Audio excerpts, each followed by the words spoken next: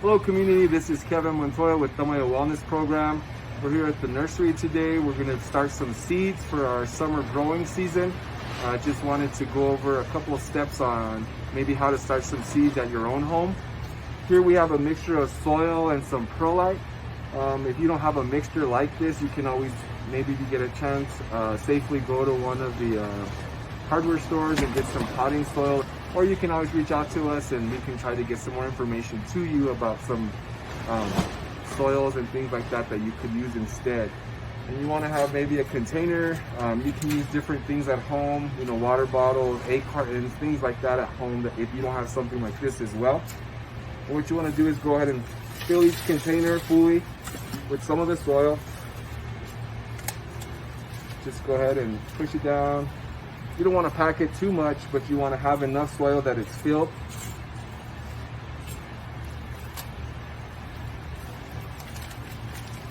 And you want to go ahead and fill it with the soil, fill it with the mixture, and make sure that each pocket is full there. And you want to go ahead and take it over to another table or another space that you're able to wet each tray down before you actually put the seed in. So from this step, you'll take it, and if you have a water bottle or a water hose or something that you're able to spray down each tray so that you get it damp before you do the seeds, it'll make it easier when you start planting the seed in the tray.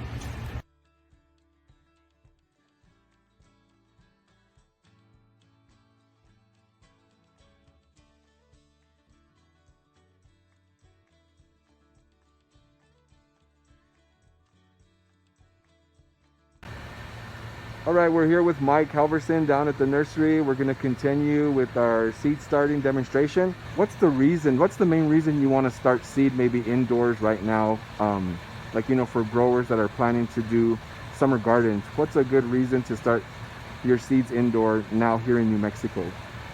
Just so you can get a jump on the season. Say, for instance, if you waited till after the last frost and you put your green chili seed in, you're already 2 months behind. Whereas in the greenhouse or in your own house, if you start to seed, or even tomatoes, the same.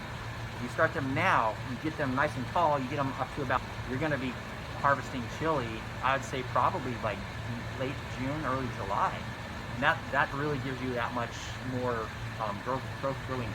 Okay, so you're able to enjoy the green chili through the growing season a lot more. Yes. Okay. Definitely.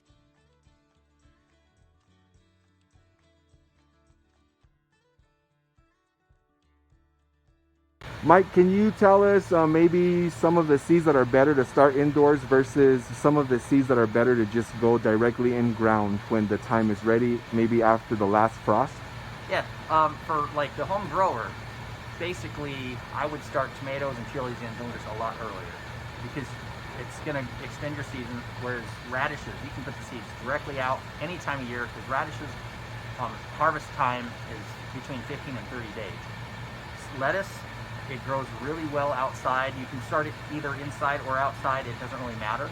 But I would really say, like okra, for instance, that's another one that would be really good to start inside so you get a jump on your seed. Okay, and so like cucumbers and chilies, those are all fine to start indoors? Cucumbers, yeah, cucumbers definitely. Cucumbers are great to start indoors because if you get that month or two of jump, you're going to have a lot of really good cucumbers within about 2 months from now, or from the date that you plant them. And like corn, corn's better to go directly in ground? Corn is much better in ground. Okay. The reason why is you plant it inside, it gets a real thick root right away in the tray.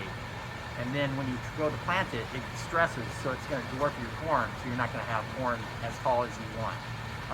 So like a standard white corn or the beautiful blue corn, you know, that can usually get 6 to 7 feet tall if you plant it directly from seed, right in the ground, right in the furrow, and give it plenty of water to get it started. All right, thanks again.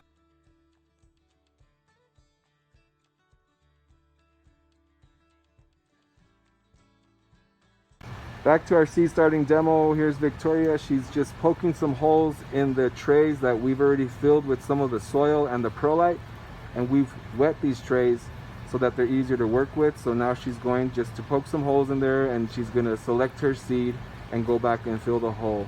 We've got our trays here that are already prepped, ready to go. We're going to put some squash seeds into the soil. What you want to do, there's instructions on the back of the packages, but you can always just start with one seed in each of the little squares that you've prepped here. You just want to go ahead and put the seed in the hole that you've kind of already pre-poked. Again, these trays are damp, so that way it's easier to work with.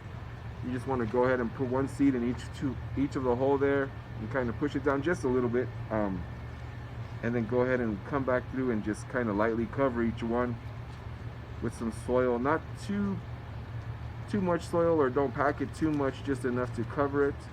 And that way you're able to have it under the soil and you're able to water it and it's able to sprout. All right.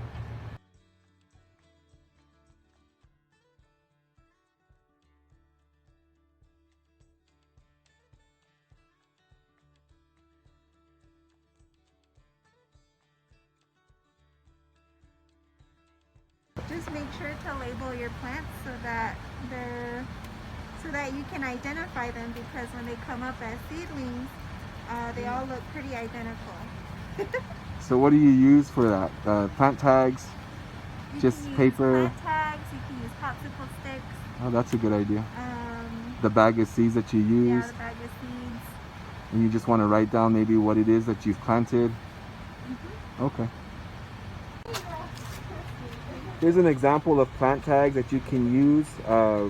Like Victoria mentioned, once you've started your seeds in the tray, you want to make sure to remember what you started.